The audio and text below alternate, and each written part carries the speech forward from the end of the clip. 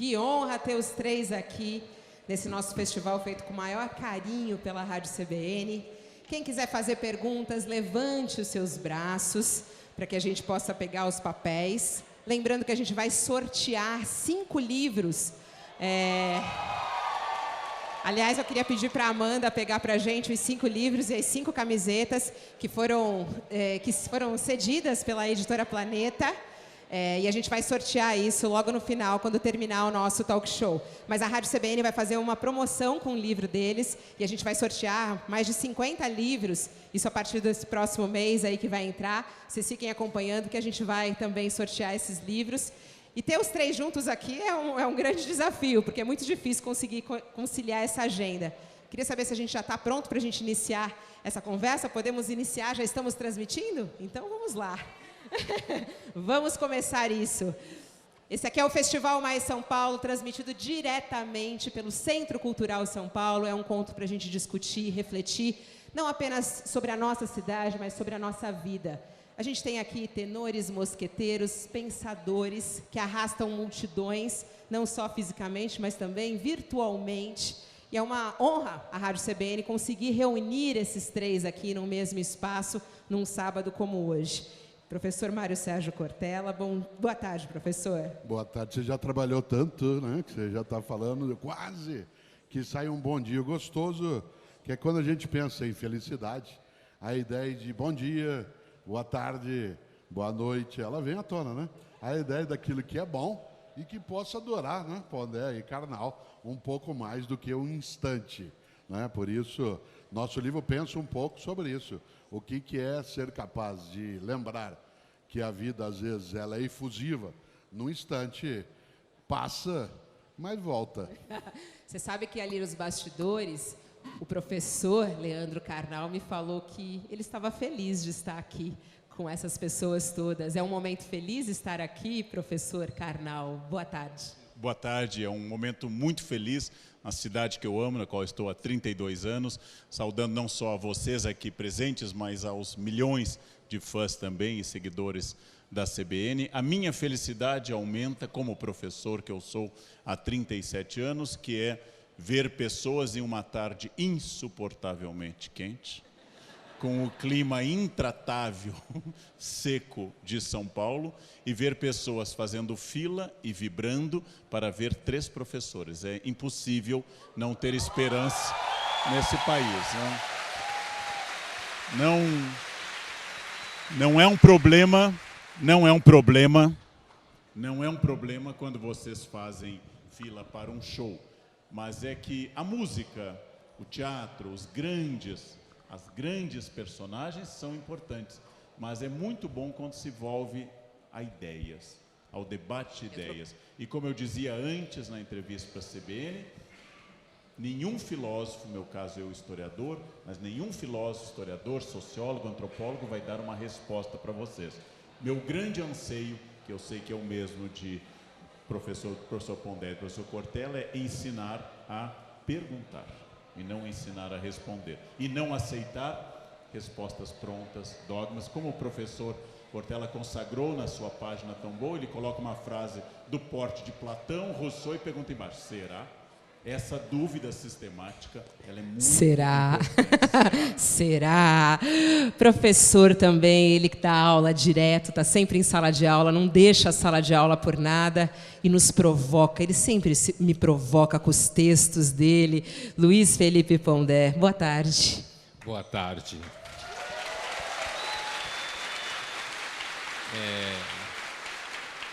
É um prazer estar aqui com vocês, com os colegas, com a Fabiola na CBN. Sábado passado eu estava na CBN também, por coincidência, com a Petra Chaves, sábado à tarde. Esse tema da felicidade, eu reuniria 2 coisas. O colega Cortella falou há pouco, não só ficar feliz, mas a possibilidade de continuidade. Eu acho que essa é uma pergunta constante, né? A continuidade da felicidade. Acho que uma coisa que o Karnal falou é essencial, é de fato... Recentemente eu respondi uma pergunta para um jornalista. Eu acho que o fato de você ter tanta gente interessada em filósofos, historiadores, é uma indicação de que seguramente o Brasil está melhor do que estava há algum tempo atrás, né? no sentido de que as pessoas estão interessadas em aprender a fazer perguntas, porque é isso que a filosofia faz. E a história também, aprender a você fazer perguntas, aprender a perceber que às vezes o mais importante na vida é o modo como você pergunta do que o modo como você responde, porque as respostas passam. Por isso que Platão é eterno, porque as perguntas que ele faz são essenciais. A gente fala sobre felicidade, mas eu queria começar essa nossa conversa falando de tristeza. Esse é um tema que tem me preocupado, porque a gente vem acompanhando muita angústia das pessoas, tristeza, ódio, depressão, muita briga. Olhando para os dados da saúde, a Organização Mundial da Saúde diz que a depressão subiu 18% em 10 anos. O uso de antidepressivos subiu 70% em 5 anos. E o ano que vem deve ser a doença que mais incapacita as pessoas no planeta. O Brasil, inclusive, é o campeão de depressão na América Latina. E eu queria entender um pouquinho, por que será que estamos tão tristes? Por que tantos casos de depressão? Claro que isso é uma doença, mas também tem esse mal-estar e essa sensação, essa angústia. Qual é a análise, professor Cortella? Você sabe que na filosofia a angústia não é sempre negativa. A depressão não é um tema com o qual a filosofia tenha lidado de modo mais intenso, porque com essa denominação ela é muito recente. O passado histórico no qual a filosofia nasceu falava em melancolia, usava mais a expressão melancolia e, portanto, a palavra depressão em si não tinha o sentido que hoje a medicina oferece. Mas eu acho que a angústia, isto é, um mal-estar, que marca a nossa dificuldade de algumas relações, convivências, presenças, não necessariamente é negativo. Porque a angústia, não a depressão, ela gera crise. Você sabe que a palavra crise, ela tem um radical indo-europeu, que significa a ideia de purificação, cria, a noção. Tanto que quem já praticou yoga, astanga, sabe que existe exercício de purificação chamados kriya.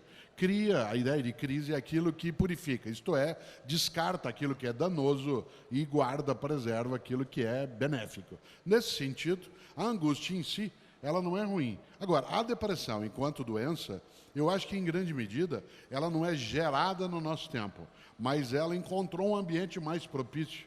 E eu falava isso numa conversa essa semana, com o Pondé, no canal que ele mantém, no mundo digital, o quanto que talvez a tecnologia ela tenha favorecido pela marca de superficialidade, muitas vezes de apressamento, não que ela deva ser descartada, mas a tecnologia nos levou a olhar uma realidade que o Karnal, em alguns momentos, falava da beleza falseada, de um mundo que parece maravilhoso e que não marca isso. Por isso, acho que a angústia eu até não descarto. A depressão, se eu puder dela ser palpado, eu prefiro. O professor, olhando até para a história, essa é uma sociedade mais triste atualmente?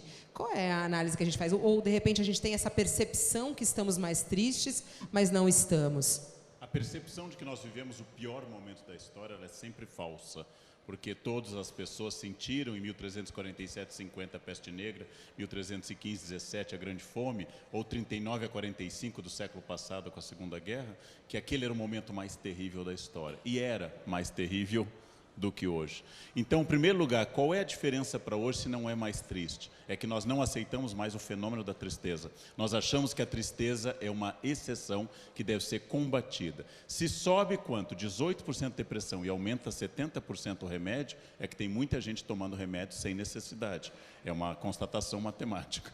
Então, há mais gente se achando depressiva que depressivos constatados clinicamente. Segundo dado muito importante, a pessoa triste, ou no século XVI, quando Dürer pinta melancólico, não é causado por Saturno, pelo planeta Saturno, como Dürer acreditou, ou pela bilis negra, como a teoria dos humores. Ela tem que aceitar hoje que tristeza é um estado natural de oscilação de humor.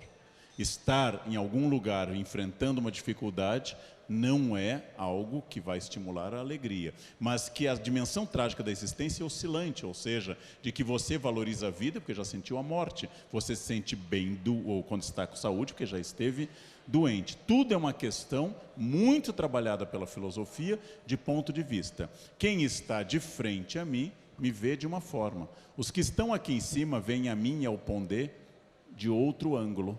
Somos superfícies ovaladas, destituídas de pelos. Ou seja, o mesmo Pondé que de frente é visto como uma pessoa de barba, é visto apenas por uma elipse, tal como eu. Ou seja, nós somos pessoas que temos ângulos, pontos de vista. A tristeza se fixa em um ponto de vista e perde a perspectiva panóptica, perde a perspectiva ampla e geral de observar outros valores. Agora, não confundam tristeza com depressão. Eu vou morrer dizendo, depressão é uma doença, não é frescura, precisa de auxílio médico profissional. Tristeza é um estado, antigamente a gente lia livros como Os 4 Gigantes da Alma. Tristeza é um estado natural de oscilação sistólica, diastólica, expansão, contração da minha existência. Nada pior do que uma pessoa que é alegre 24 horas por dia. O Pondé diria que ela é cafona. Não, ela finge, porque ninguém é alegre. Qual é a alegria? Estamos entre adultos. Qual é a alegria do orgasmo? Ele é breve.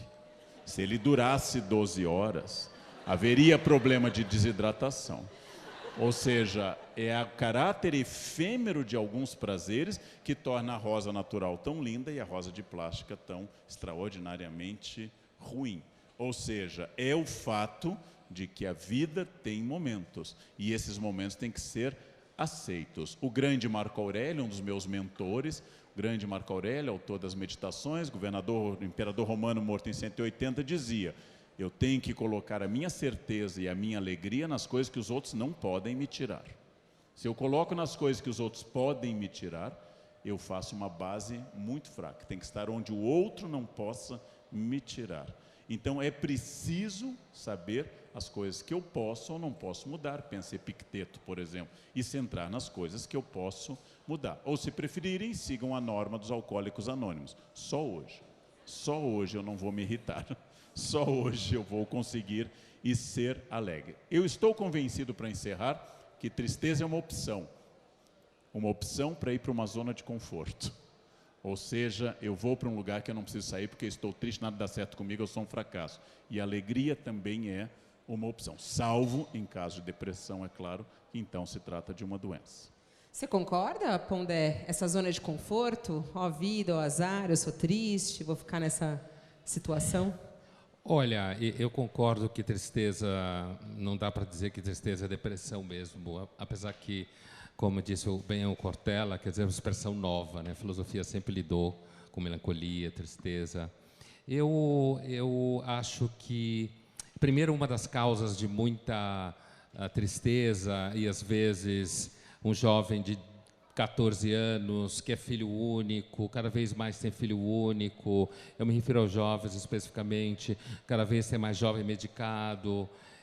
Eu dou aula de graduação há 24 anos, 23 anos, e como eu sempre digo, o professor de graduação, cada ano está um ano mais velho, o aluno tem sempre a mesma idade, então o que acontece é que, além da literatura especializada, há uma maior medicalização do jovem, sim, há mais ansiedade, há mais diagnóstico psiquiátrico, a própria ciência psiquiátrica se organiza e faz diagnóstico, você tem mais remédios para tomar, tem gente que começa a tomar medicação aos 14, 13 anos. Eu acho que uma das causas dessa agonia, e muitas vezes de muita gente acabar mergulhando em quadros depressivos, uma das causas é justamente a obsessão pela felicidade.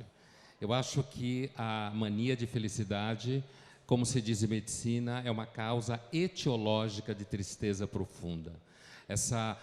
E aí, se a gente soma isso à emergência das redes sociais, e eu não estou falando mal das redes sociais, as redes sociais, como toda forma tecnológica, ela é ambivalente. Avião, redes sociais, tudo é ambivalente. Carro. E as redes sociais, elas produzem uma angústia de reconhecimento, uma angústia de seguidores, uma angústia de visibilidade, aceitação. Então, eu tenho a impressão que, mantidas as condições de temperatura e pressão, a tendência é que piore a ansiedade, piore a depressão, aumente a medicação. E, pelo menos o que tange ao quadro dos mais jovens, aparentemente, essa é uma situação que vem aumentando. Quem trabalha em consultório, quem trabalha em faculdade, em escola, percebe isso claramente, é um objeto de preocupação dos psiquiatras, das farmacêuticas, das famílias. Então, eu concordo inteiramente, inclusive quando o Karnal começou a falar, eu sabia que ele ia dizer que em história não dá para se falar essas coisas, né? Era da ansiedade, era da tristeza, né? É um problema muito grande. Sem dúvida nenhuma, eu tenho certeza que a Segunda Guerra Mundial era muito pior, pelo menos na Europa, do que se vive hoje. Eu acho que grande parte do sentimento também de que hoje é tudo muito ruim é porque hoje todo mundo fala, todo mundo lê, todo mundo vê, todo mundo tem acesso. Então cria uma espécie assim de inflamação geral da comunicação e isso aumenta o sentimento de que tem gente por aí mais feliz do que você e isso dá uma raiva danada também. Fabíola, só para não perder, é muito bom isso que o Pondé fala. Claro, há um componente patológico nisso. As pessoas sabem que o Pondé, antes de fazer filosofia, fez medicina, né, e, portanto, circula, né, nessa dupla circunstância. Isso permite olhar aquilo que é patológico, isto é, que teria uma perspectiva doentia de uma sociedade adoentada em várias coisas, numa cidade, muitas vezes as grandes, né, que são mais adoentadas nas coisas, e que a nossa noção de mortalidade também, ela tem um pouco dessa marca daquilo que pode nos entristecer. Eu, durante algum tempo, ficava imaginando o que seria a possibilidade de nós não termos cessação, isto é, não morrermos, né? Ou, aquilo que é um desejo para muita gente hoje, viver muito, viver bastante. E eu pensava, por conta até de uma provocação que recebi de uma jornalista, uma colega tua, a semana passada, quando ela disse assim, o senhor gostaria de viver muito? Eu disse, só se os outros também vivessem. Porque só eu, isto é, ir tendo mais vida e, portanto, tendo mais perdas, eu vou vivendo mais. E aquilo que era o meu lugar, meu ambiente, minhas pessoas, meus afetos vão desaparecendo, nunca me sai da cabeça Oscar Niemeyer, um homem genial que aos 104 anos de idade, que foi quando morreu, ainda produzia, que aos 104 anos faleceu, mas 3 meses antes, ele sepultou uma filha dele de 86 anos, que era a última filha. Alguém que vive acima de 100 pode ter alguém com 86 como filha. Ora, o que eu quero dizer com isso? A minha felicidade, por exemplo, seria que eu não tivesse a mortalidade como referência, só se com os outros também fosse do mesmo modo. Então, não é dizer apenas a partilha, né, da vida, mas a ideia de que a felicidade, ela não é uma exclusividade, ela não é embora ela tenha, como o Karnal lembrou, né, um elemento, né, que quase, né, é de natureza do indivíduo, ainda assim, a marca da repartição, da convivência, ela traz isso também. O Pondé falava sobre a infelicidade, né, a tristeza. E aí eu queria entrar na questão da era da verdade e da mentira. Até um trecho do livro, né, que vocês estão lançando, o Pondé até fala que ele tem a sensação, a impressão de que a gente está vivendo nessa época, a época mais mentirosa da face da Terra, né? E aí eu queria até entender. O historiador ele vai dizer mais uma vez que sempre a gente tem essa sensação. Mas a gente recentemente estava discutindo a era da pós-verdade, a era da verdade. E hoje em dia, assim, as pessoas não acreditam em nada, mas ao mesmo tempo elas são capazes de acreditar em qualquer coisa. A gente tem aí o WhatsApp, ela recebe uma notícia, ela acredita, ela não acredita, o jornalismo está se questionando. Que tempos nós estamos vivendo? É a era da verdade, da mentira? Que era essa, hein? Todas as frases que eu coloco de que esses tempos são muito mentirosos podem estar na boca de Cícero, por exemplo. Podem estar em uma recomendação de Maquiavel sobre parecer mais do que ser. Podem estar no manual do cortesão do Castiglione, porque a mentira sempre existiu. Mas há duas maneiras de eu reprimir a verdade. Uma é de forma ditatorial, como no Brasil entre 64 e 1985. Mas a maneira mais sofisticada de reprimir a verdade é sufocando-a no excesso. Excesso de dados, excesso de informação, excesso de coisas, e tornar tudo doxa, o grego opinião. Ou seja, tudo é opinião. Então eu pesquiso história da Inquisição há 35 anos, publiquei vários livros, eu digo uma coisa e a pessoa me diz, mas isso é a sua opinião. Ela nunca leu um livro sobre o tema. E ela pressupõe que a minha opinião tem o mesmo valor da dela. Não é que eu seja melhor que ela, obviamente eu não sou. Mas quando alguém me diz que lê um tema há 35 anos, há uma chance remota dessa pessoa saber alguma coisa. Pelo menos mais do que aquela que não leu. Talvez se ela lesse o mesmo que eu, ela teria ideias mais brilhantes. Mas não existe mais a ideia do esforço e da diferenciação para transformar a doxa em argumento, porque eu só frequento núcleos onde a minha opinião tenha quase que um eco, uma câmara de confirmação de eco. Qual é a diferença para hoje? Não é mais a mentira, um dado humano. A diferença para hoje é que nós questionamos a própria existência da verdade através da pós-verdade. Uma mentira repetida. E de onde pode nascer isso? Uma série de fatores de comunicação de massa, sociedades, estudados por Elias Canetti, Hannah Arendt e outros, mas em um fato que está presente aqui. Há 50 anos, uma fala de 3 professores seria acompanhado pelas pessoas. Hoje, ela está sendo dominada por pessoas gravando a fala dos professores, para publicar nas suas redes. E para dizer às pessoas, estou aqui, kkkk, né? Vejam como isso é importante. Hashtag carnal, morra de inveja, chupa fulano de tal. E isso se transforma em que a sensação de eu ser alguém que está em um lugar importante, que estou ouvindo algo, o mais importante é que aqueles que estão no meu Face, no meu Insta, em outras redes, no meu Twitter, acompanhem isso. Ou seja, a verdade se desloca da interioridade do indivíduo para a recepção social do indivíduo. Esse é um fenômeno, não é uma crítica, porque eu também faço isso. Eu também faço isso. Mas todos nós, me incluindo sempre, deslocamos a interioridade para a exterioridade. Então, a técnica permitiu que verdade e mentira fossem afastados e surgisse um outro valor. A publicidade, aquilo que o Pondé brilhantemente analisou em texto, o marketing pessoal, e que se transforma em algo fundamental na nossa sociedade. Eu tenho que ser alegre, porque senão nem emprego eu consigo. Ninguém contrata gente triste, para baixo, azeda. Eu tenho que ser uma pessoa legal e não posso ter nenhum preconceito, senão eu não consigo nem emprego. Não é que eu não tenha preconceito, mas eu não consigo emprego. Saiu de moda ser azedo, triste ou preconceituoso. Então, é isso que eu estou levando que a gente questione. Por que é mais importante o registro do que viver o momento?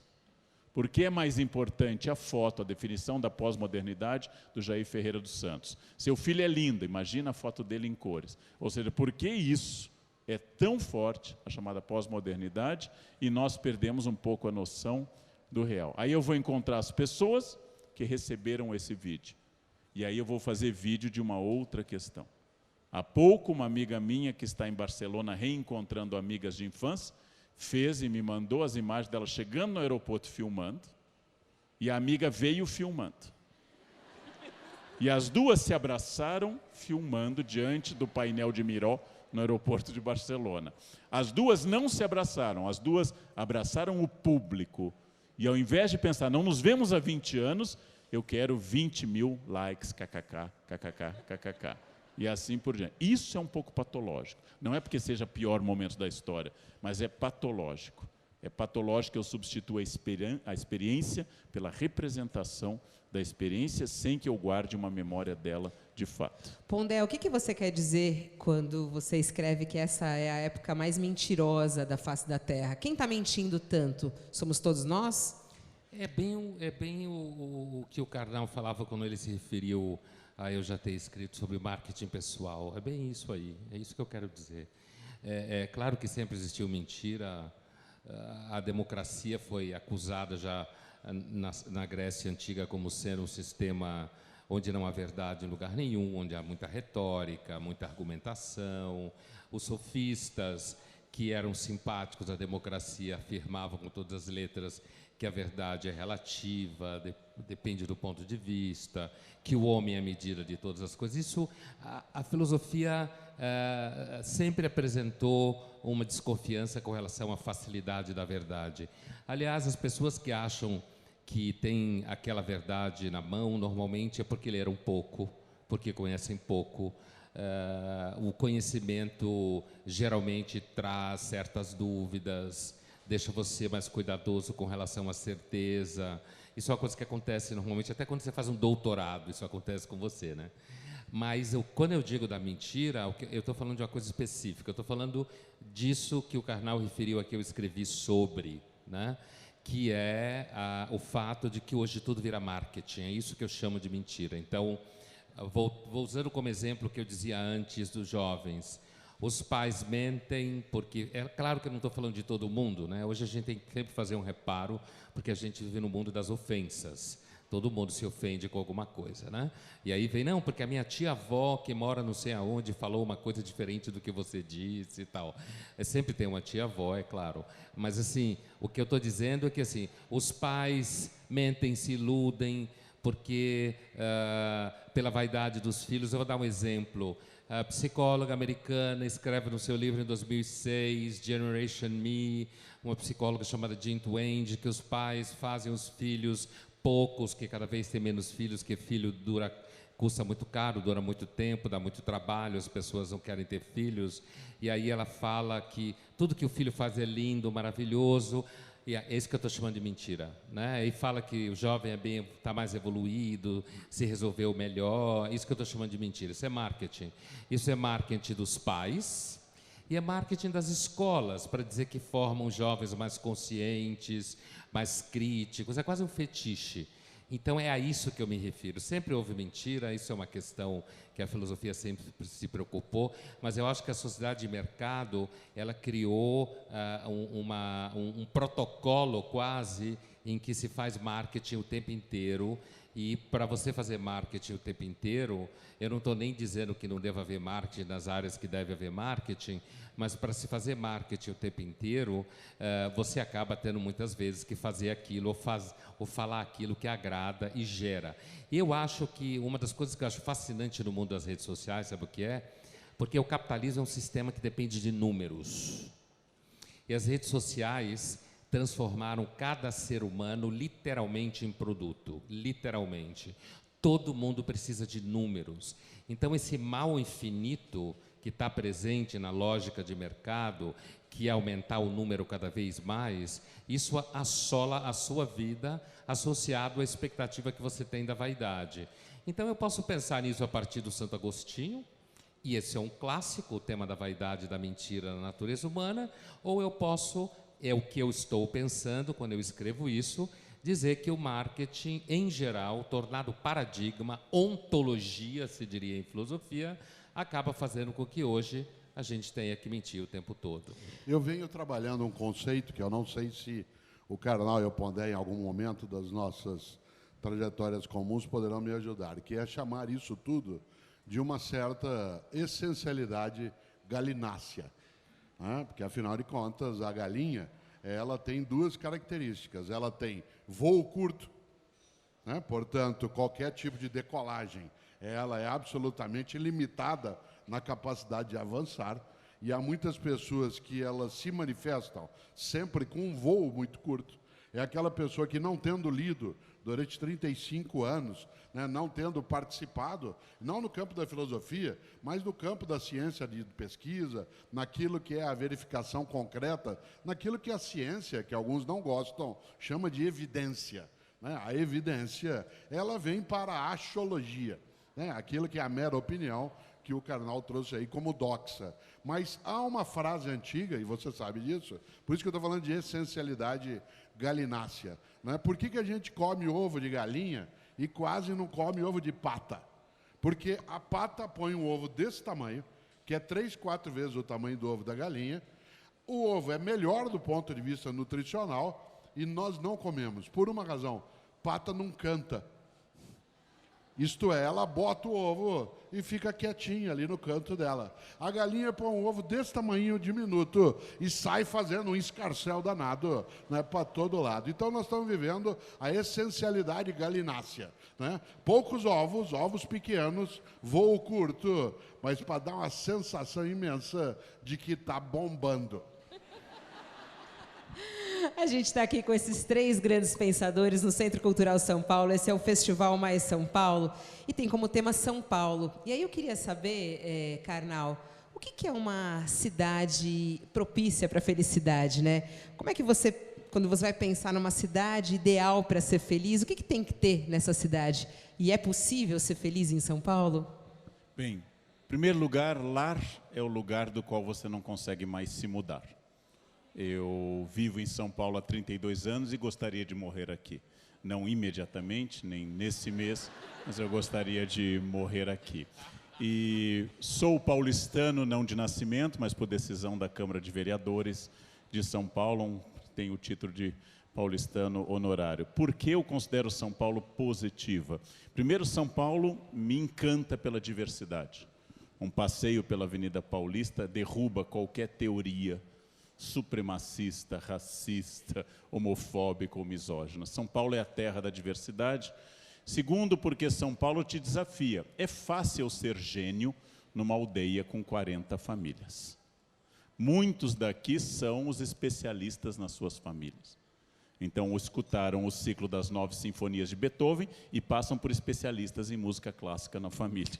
Agora, sai e vai para a Sala São Paulo, onde há dezenas de especialistas de padrão internacional, e eu sou reduzido à minha insignificância.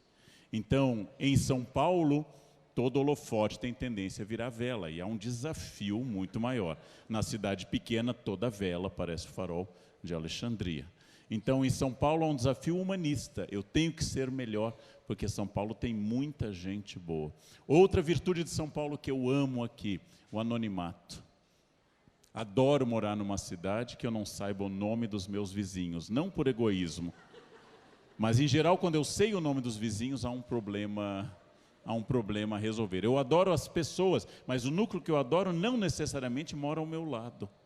E eu vou construir uma comunidade, Benedict Anderson trabalha em histórias, essas comunidades imaginadas, eu vou constituir uma comunidade que tem a ver comigo, que não é aquela que mora do meu lado. Não há aquele olhar daquela senhora na janela da cidade interiorana, com os cotovelos sobre uma almofada, para não dar calo, e que fica observando, fulano entrou tal hora. Então, esse anonimato eu acho fabuloso em São Paulo. Depois, aqui também existem as questões de oportunidades profissionais. Então, aqui estão as editoras, muitas delas. Aqui estão grandes organismos de imprensa, aqui estão grandes instituições universitárias. Tudo isso em uma cidade poluída, em uma cidade violenta, em uma cidade desigual, em uma cidade racista, em uma cidade homofóbica, em uma cidade que espanca e bate em mulheres, mas isso também tem na cidade pequena do sertão brasileiro. Só que aqui tem um lado bom. Então, se é para estar no inferno, ao menos que seja São Paulo, porque nos outros lugares é um inferno, mas não tem iguais. Por isso que eu amo profundamente essa cidade, com o que ela tem de bom e o que ela tem de ruim. Acima de tudo, porque São Paulo me tornou quem eu sou. Em São Paulo eu ouvi o apelo nietzschiano tão mal interpretado de torna-te quem tu és. Em São Paulo eu ouvi esse apelo, e em São Paulo eu estou e aqui ficarei. Porque eu acho a melhor coisa do mundo, isso é uma cafonice, isso é coisa de redneck, de caipira. Há muitos lugares bonitos no mundo, já morei em alguns deles, conheci quase todo mundo, há muitos lugares maravilhosos. E não obstante, há algo aqui que nos prende. É essa sedução que faz de São Paulo uma cidade extraordinária sob qualquer ponto de vista. Mas, final, não é para amadores. São Paulo não é para amadores, nem para gente de coração fraco. Pessoas de coração fraca devem se mudar. Né? São Paulo não é para amadores. E é muito legal que todo mundo se sente mais forte, né, quando a gente ouve isso. E os três não são de São Paulo, né? Nenhum dos três nasceu aqui. Você nasceu em Pernambuco, não foi, Pondé? É, eu nasci, eles chamam de O Recife, certo? Eles chamam de O Recife. É, no dialeto local, porque eu não falo mais assim. Eu falo dialeto se precisar. Eu consigo falar, mas já estou Fala um pouquinho, então, dialeto. Acabei de falar o Recife. Ou então eu digo assim, eu vou sentar numa mesa, num restaurante, como aconteceu algum tempo atrás, com um amigo meu do Recife aqui, e a gente sentou por acaso, eu nem prestei atenção, e ele virou para mim e falou assim, a gente estava virado para a parede, e ele falou assim, mas daqui a gente não vê de onde vem a bala. Certo? Então, assim, de fato, eu partilho o que o Karnal falou sobre São Paulo. Acho que ele fez uma descrição bastante clara, e a sua pergunta original, se é possível ser feliz em São Paulo, eu sou muito feliz em São Paulo, mas como não sê-lo?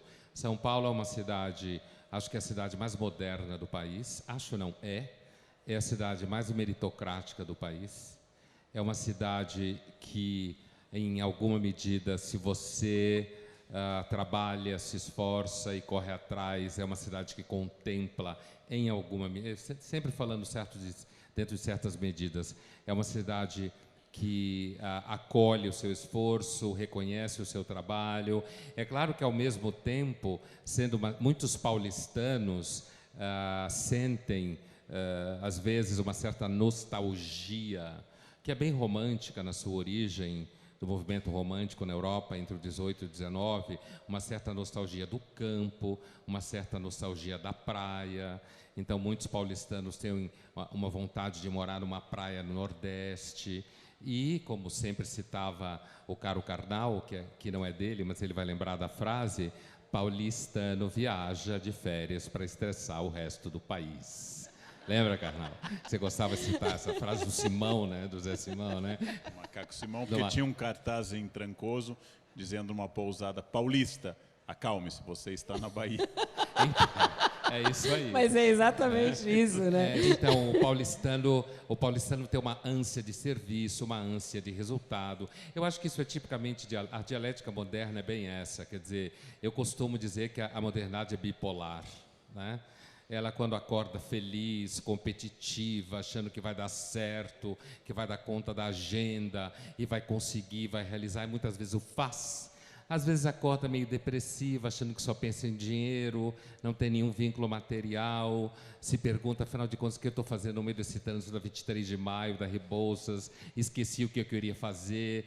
Então, essa dialética que a gente sente profundamente em São Paulo, ela é tipicamente moderna, é uma dialética que descreve o próprio processo modernizador.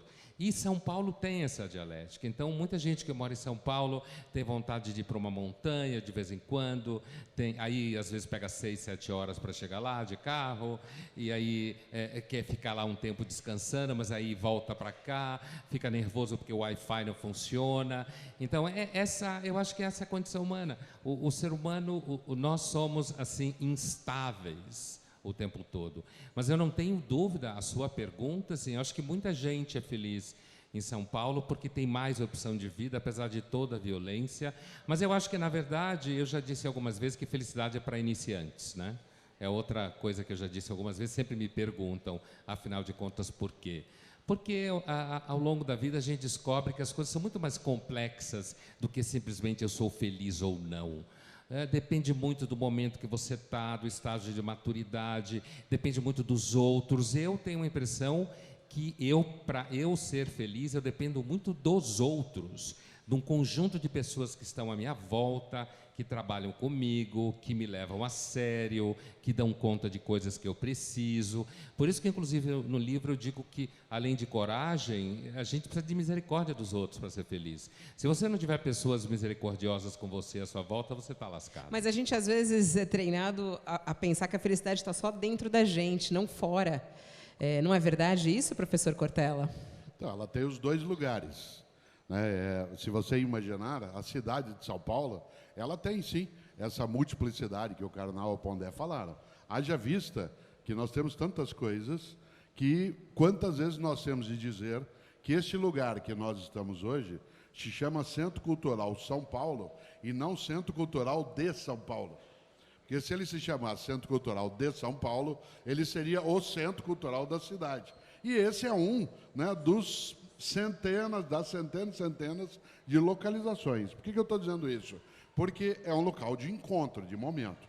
E o encontro me faz lembrar, quando você pergunta sobre o dentro e o fora, em mim e nos outros, aquilo que traz felicidade, eu nasci em Londrina, no norte do Paraná, estou em São Paulo, esse ano vai fazer, eu vim para cá, e no final de 1967, portanto, vai fazer 52 anos. Ora, algo que eu tenho nostalgia, que eu gostaria, e para mim isso seria mais feliz. A gente não teria felicidade por completo. Mas, e aí eu te dou um exemplo real. Há 40 anos em São Paulo, você saía de casa, do trabalho, da igreja, do bar, da escola, e ia andando às 11 horas da noite para casa, você ouvia passos de outra pessoa, você dizia, graças a Deus, vem vindo outra pessoa. Sabe do que a gente tinha medo? De defunto. E de passar atrás de cemitério ou de igreja. Agora, 11 da noite, você sai da escola, do bar, do trabalho, da igreja, você ouve passos de outra pessoa e você diz, meu Deus do céu, vem vindo outra pessoa. Essa transformação de algo que é a capacidade de olhar a outra pessoa como tua forma de abrigo para passar a ser o teu predador ou a tua predadora, é absolutamente mortal. Eu não acho, e aí estou falando dentro do campo da filosofia, Fabiola, que a gente terá sempre alternativa, a menos que a gente vá buscar.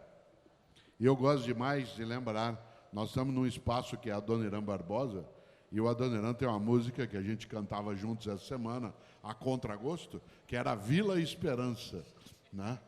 Ora, Vila Esperança, que é a coisa mais bonita do que alguém chamar um lugar de Vila Esperança. São Paulo tem uma vila chamada Vila Esperança, aliás, é sobre ela também a música do Adoniran. Por isso, eu não quero que a gente persista, não desejo para mim e para ninguém que a gente continue, ao ouvir passos de outra pessoa, dizer, meu Deus, vem vindo outra pessoa. Não, é um medo, né? Chama o defunto, né? Chama o defunto, socorro! Ó, eles estão lançando esse livro que chama Felicidade, Modos de Usar, da editora Planeta. É um livro delicioso de a gente ler, porque você lê de uma maneira muito rápida, porque é uma conversa entre eles, né? Um triálogo que eles gravaram num encontro como esse, esse é a segunda vez que eles se encontram dessa maneira para falar sobre esse tema. E aí no livro as definições de felicidade aparecem de várias formas, né? Como coragem, como já abordamos aqui. O Cortella fala bastante sobre o horizonte, né? De a gente ter essa felicidade como um horizonte. O Karnal mergulha um pouco na consciência, fala da consciência. Aí aparece também a questão da autenticidade, a morte, a falta. Todos, no entanto, concordam, e eu acho que todo mundo aqui também já tem isso muito claro, felicidade não é uma coisa permanente para sempre, todo momento, mas sim os momentos de felicidade, as pílulas de felicidade que a gente consegue. Mas aí eu queria entender, e a gente sempre fala isso, essa é uma pessoa feliz, a gente usa esse termo, apesar que talvez não sei se está correto ou não. Qual é a grande diferença, Karnal, da felicidade e da alegria? A gente encarar, às vezes, até momentos mais difíceis, mas com alegria. É possível fazer essa distinção e a gente entender o que é alegria e o que é felicidade? Bem, Sartre é conhecido por uma peça entre quatro paredes, no qual uma personagem feminina diz que o inferno são os outros. Eu e a Monja Cohen produzimos um livro chamado O Inferno Somos Nós. Alegria se refere tecnicamente a um estado muito passageiro, a felicidade a um estado mais permanente. Antigamente se chamava sabedoria, o que hoje se chama inteligência emocional, que é um nome que contempla a seguinte questão. Se eu estou no trânsito, o trânsito é ruim, eu tenho duas opções: ficar maldizendo o trânsito, diminuindo o pH do meu estômago e cada vez mais irritadiço, ou eu posso aproveitar e escutar um audiolivro no carro, ou no meu fone de ouvido, ou fazer um curso de inglês se eu não estiver dirigindo. Ou seja, eu posso transformar obstáculos em chances de crescimento. Eu posso transformar essas questões. Já que nós falamos de onde estaria a felicidade em São Paulo, eu posso pensar que cidade que tem gente, 12 milhões de pessoas.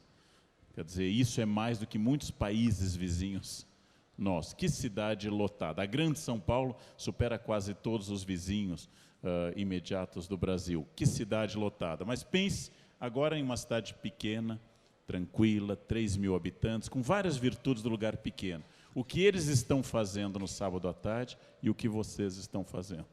Que só é possível aqui, nessa cidade, porque lotando atrai para cá tudo, absolutamente tudo, desde as coisas mais simples às mais complexas, mas reúne esse tipo de debate gratuito com 3 professores e distribuído gratuitamente para todos que estão ouvindo, acessando e escutando. Essa é uma chance de desafio que eu transformo a dificuldade em um grande benefício. Ou citando a frase de um amigo meu já falecido da Unicamp, Rubem Alves, ostra feliz não produz pérola. Não? E aí vem essa questão de que é o desafio que me torna melhor. São Paulo é um desafio e é por isso que eu acho que a felicidade aqui supera a alegria. Eu tenho e eu sou obrigado a me reinventar nessa cidade com seus desafios enormes, inclusive desenvolvendo a forma física de correr à noite, na hipótese de alguém estar me seguindo, ajuda a forma e me refugiar em um cemitério, que é um lugar geralmente seguro, onde as almas podem me atacar, mas não causam o mesmo dano que os corpos que me atacam. Bom, o Pondé fala bastante que não acredita em pessoas felizes, né? Aquela pessoa toda feliz, sorridente. O que você quer dizer com isso, hein, Pondé? Não existem pessoas felizes, assim? Não, eu acho que existem pessoas felizes. E, normalmente, elas dão raiva nos outros, é claro. O que é uma pessoa feliz? Eu lembro sempre de um filme que eu não lembro o nome, então não ajuda muito, mas o ator é um ator americano chamado Alan Larkin, e ele era chefe de uma loja de carros, e tinha vários vendedores, e tinha um vendedor em especial que era sempre muito feliz. Feliz no sentido que ele estava cantando, que ele vendeu 2 carros, estava tudo bem, vendeu 20, estava tudo bem. E aí, respondendo para você, o que é uma pessoa feliz, grosso modo, é que às vezes, se você jogar na filosofia, complica. No senso comum, é assim, vendeu 2 carros, estava feliz, vendeu 20, também estava feliz, chegava cantando, no final do dia comprava flores e levava para a mulher com quem era casado há 20 anos, e o chefe dele falava, como é possível alguém comprar flores para uma mulher estando casado há 20 anos com ela? Quer dizer, esse cara tem uma coisa errada com ele. Ele não estava mentindo, ele de fato tinha uma mulher com quem ele era casado há 20 anos, e o cara fica tão incomodado no filme, que arruma um jeito de demiti-lo, de mandá-lo embora, porque não suportava encarar ele todo dia. E aí, algum tempo depois, ele encontra o sujeito num tipo bar onde se encontram vendedores de carros daquela cidade, e o cara está feliz de novo, né? Pagando rodada de bebida para todo mundo. Aí o sujeito fica, agora eu vou pro pau, quer dizer, eu vou falar com esse cara, não é possível, eu demiti o cara para ferrar o cara. Aí o sujeito vira para ele e fala, ainda bem que você está aqui, eu queria te agradecer. Você fez um favor, eu sempre quis abrir meu próprio negócio e nunca tive coragem. Quando você me demitiu, eu me juntei com a minha mulher, aquela mesma de 20 anos, para quem eu levo flores. A gente abriu uma loja juntos, estamos vendendo super bem, estou ganhando muito mais do que ganhava e eu só tenho a agradecer a você que me demitiu. Mas é um filme, né, Certo? Pondé? Isso existe na vida real? Então, o que eu quis dizer é o seguinte, eu acho que isso é uma caricatura, mas o que eu quis dizer é que uma pessoa que, de repente, consegue ser feliz no trabalho, dá raiva nos outros. Uma pessoa que consegue ser feliz no casamento, dá raiva nos outros. Uma pessoa que consegue ter filhos e ser feliz com os filhos, dá raiva nos outros. Uma pessoa que resolveu não ter filho, não casar e passar a vida inteira fazendo o que quer e continua bem, dá raiva nos outros. O que eu estou querendo dizer é que, às vezes, pessoas que conseguem, dentro do seu âmbito da vida, parecerem razoavelmente satisfeitas com o que fazem, normalmente geram inveja. Por isso que eu falei desse filme, porque esse filme, na verdade, como todo filme, que é um filme simples, é um filme que faz uma caricatura da velha relação Caim e Abel. Agora, quando eu digo que eu não confio em gente muito feliz, é a mesma coisa quando eu digo que eu não confio em gente que é muito boa. Em gente que não bebe, né? É, gente que não tem vício, né? É gente que é muito limpinha, sabe? Sei lá, para você beijar na boca, você tem que ser meio porquinho. Né? Então, o que eu quero dizer assim, essa fala ela tem um contexto, quer dizer, eu não confio em gente que é muito feliz, no sentido de que é uma pessoa, sabe, uma pessoa que toma remédio para combater a ansiedade. Só que aí você derruba a ansiedade, mas como todo mundo sabe, quando você derruba a ansiedade você fica meio broxa, porque a ansiedade e libido são parentes. Então, o que eu quero dizer que eu não confio em gente que é muito feliz é, primeiro, que eu não acho que existe ninguém que é completamente feliz. Depois, porque uma pessoa que projeta a ideia que é muito feliz, provavelmente ela está mentindo de alguma forma. E como hoje, outro exemplo, propaganda, Você tem uma propaganda de um produto para lavar privada, banheiro, eu não vou dizer o nome, eu lembro qual é, talvez alguém reconheça quando ouvir. Nessa propaganda, de repente, o casal começa a lavar o banheiro e, de repente, rola um cheiro e eles começam a dançar enquanto lavam o banheiro. Quer dizer, hoje não basta lavar o banheiro, tem que ser feliz enquanto lava o banheiro. Tem que dançar. É isso que eu acho uma palhaçada. Entendi. De vocês três, quem é mais feliz, assim, que tem esse estilinho todo felizinho? Cortella. É o Cortella, né? Todo Indubitavelmente feliz, né? o Cortella. É porque O Cortella, né? O mais mal-humorado a gente sabe quem é, né, cara? Não Karnal, precisa nem é claro. falar nada. É óbvio que é o Karnal. Eu sou- Karnal óbvio. ou é o Pondé? eu sou mais feliz, talvez. Não, sou mais bem-humorado, mas não necessariamente o mais feliz. Afinal, eu sou o mais idoso, né? E, portanto, tendo sobrevivido até agora, isso é uma razão de felicidade, né, que é muito boa. E é interessante porque no livro eu digo isso, na reflexão que os três fazemos. Uma pessoa que for feliz o tempo todo, uma pessoa que for feliz o tempo todo, ela não é feliz, ela é tonta, certo? Como a vida tem dificuldade, tem encrenca, tem turbulência, tem dor, tem maldade, ser feliz o tempo todo é sinal de que não entendeu nada, tá? E aí tem que ser medicada mesmo, né, para que isso possa trazê-lo, dar vontade de segurar e balançar e falar, volta, volta, né, de maneira que a realidade possa ali assumi-la. Às vezes me perguntam isso, e às vezes eu me pergunto, né, o que é uma pessoa feliz? Eu prefiro olhar para mim. O que é o Cortella feliz? Não sou o tempo todo, não é o que dure muito, não é o que se ausente demais, não é o que fica muito longe de mim, mas é um momento em que eu tenho uma percepção de que minha vida, naquele instante que eu estou vivendo, que é um episódio, vibrou de tal modo que eu poderia morrer naquele momento. Eu não quereria morrer, mas eu poderia. Isto é, a vida ela ganhou uma completude tão grande naquela circunstância, naquele instante, que eu me senti completo, não me senti terminado. Você conta no livro o episódio da sua neta. Conta, Isso. professor, é tão bonito Não, esse verdade. trecho do livro. Eu conto no livro, né? A Ana Luísa, minha neta, que mora em Florianópolis, eu tenho 4 netos, ela é uma, e ela gosta muito, e eu sempre peço para eu falar isso porque é uma coisa real. Ela gosta muito de vestidos, como ela mora na praia, né, em Florianópolis, uma ilha, ela gosta muito de vestidos mais simples, florados, vestidos de alcinha. Ela tem 6 anos agora, mas quando ela tinha 4, um dia, eu estava caminhando com Cláudia, minha esposa, e eu vi numa loja, num shopping em São Paulo, um vestido magnífico, com um custo ótimo e muito bonito. Alcinha, flores brancas, azul.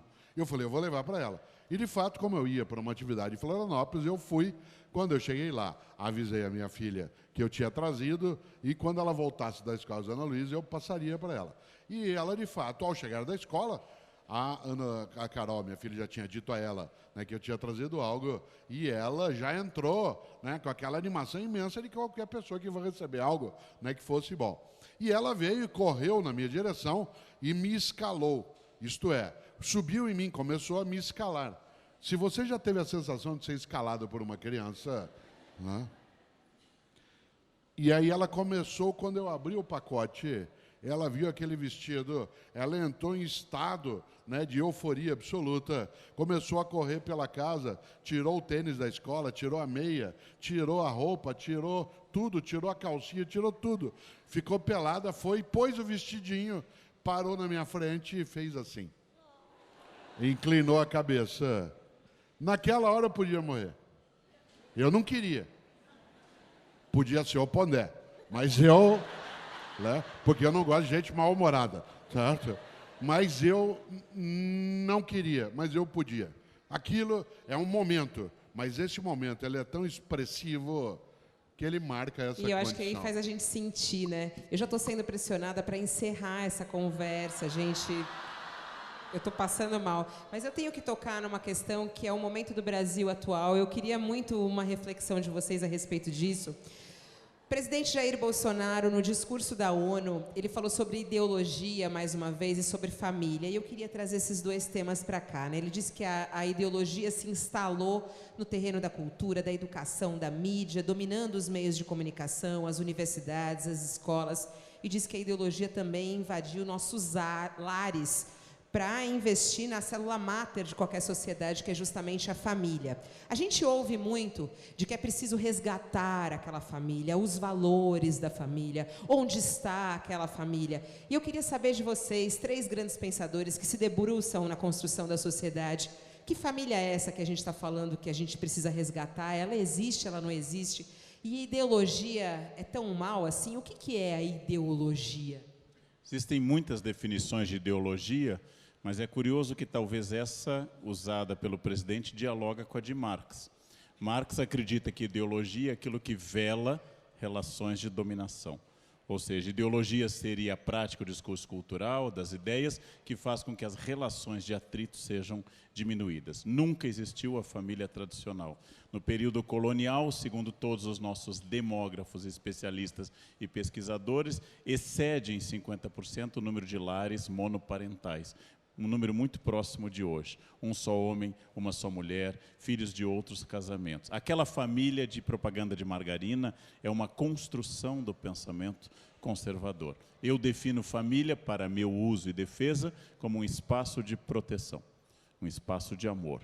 Pode ser de um homem e uma mulher com 2 filhos, pode ser de 2 mulheres com uma filha, pode ser de uma mulher sozinha com um projeto autônomo dela. Se houver proteção, se houver respeito, se houver crescimento, eu tenho uma família. Acontece que as famílias não são todas assim. Então, quando eu digo que ideologia é aquilo que destrói a essência da família, eu tenho que lembrar que há seres humanos que nascem com características físicas masculinas, características físicas femininas, e apesar de não tão numerosas, existem seres humanos que nascem hermafroditas.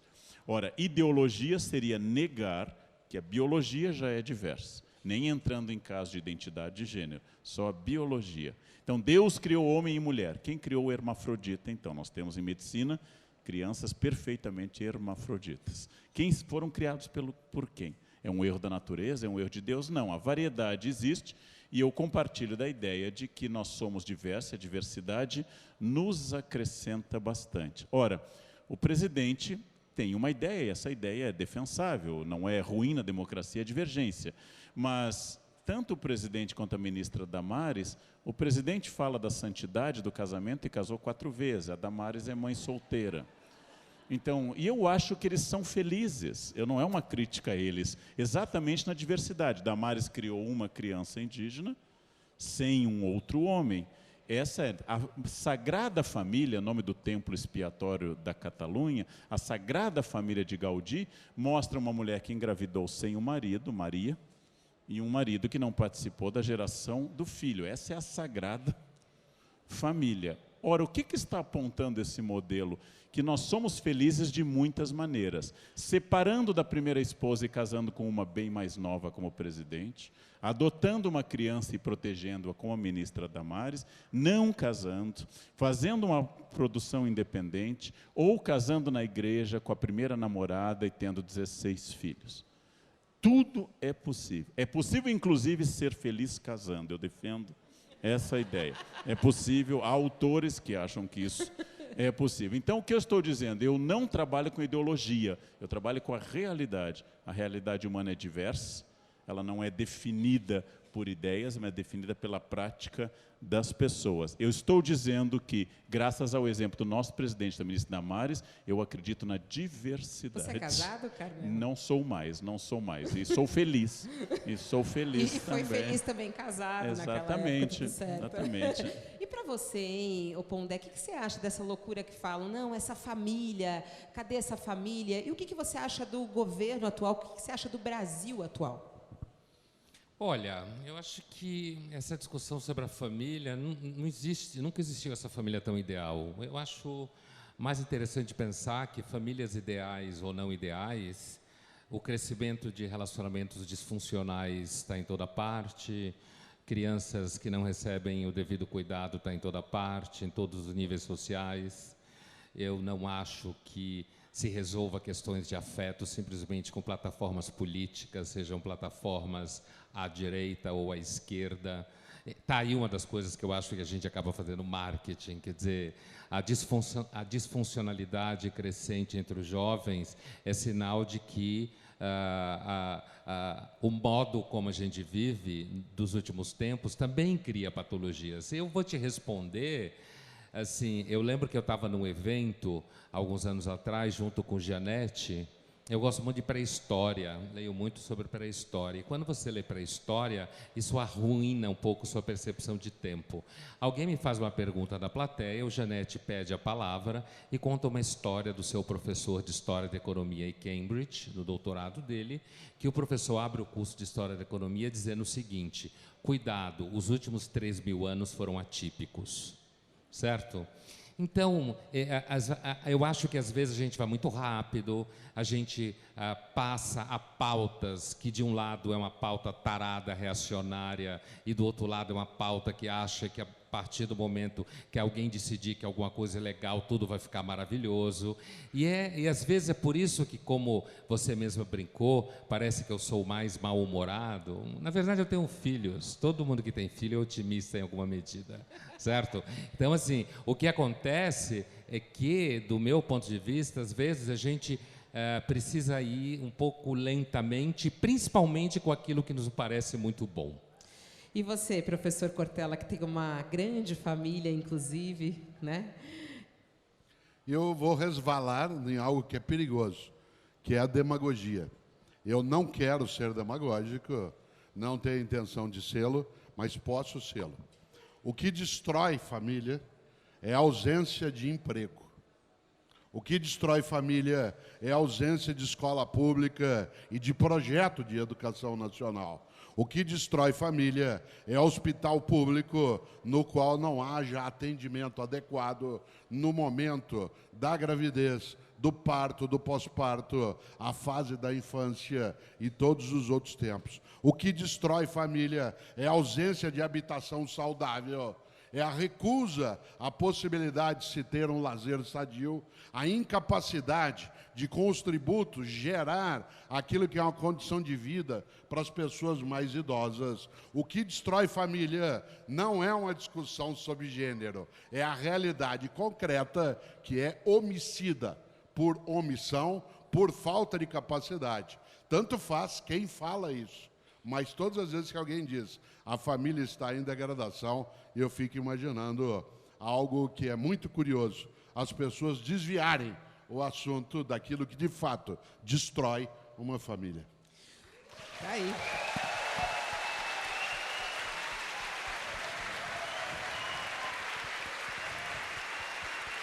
Eu ficaria horas aqui, acredito que todos vocês também, mas todos eles têm compromissos, a agenda deles é bem apertada, todo mundo tem compromisso ainda.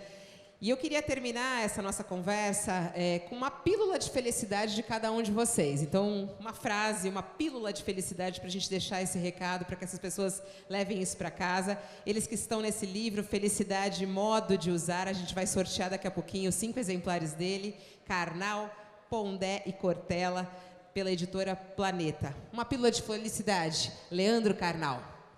Tudo passa, inclusive governo.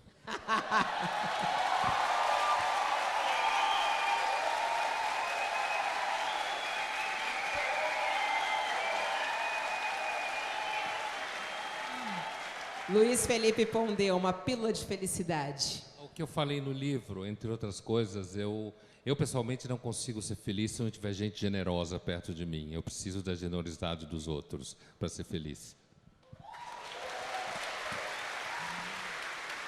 Professor Cortella. Vida junto. Democracia não é ausência de ordem. Democracia é ausência de opressão. A ordem é garantida pela ausência de opressão. E isso significa que a democracia é o nosso modo de construir a ordem que nos protege, em vez de entender a democracia como a recusa a essa ordem. Tá aí. 3 grandes pensadores, 3 grandes professores que continuam apaixonados pela arte de ensinar e a gente aqui sempre a aprender. Agradeço imensamente, Leandro Carnal, muito obrigada. Professor Mário Sérgio Cortella, muito obrigada. Luiz Felipe Pondé, muito obrigada. Esse é o Festival Mais São Paulo, com os 3 grandes pensadores.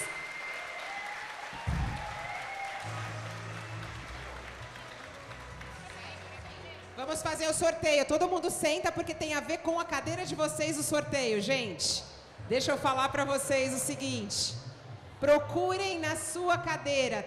Tem 3 aqui embaixo e 2 aqui em cima. É isso.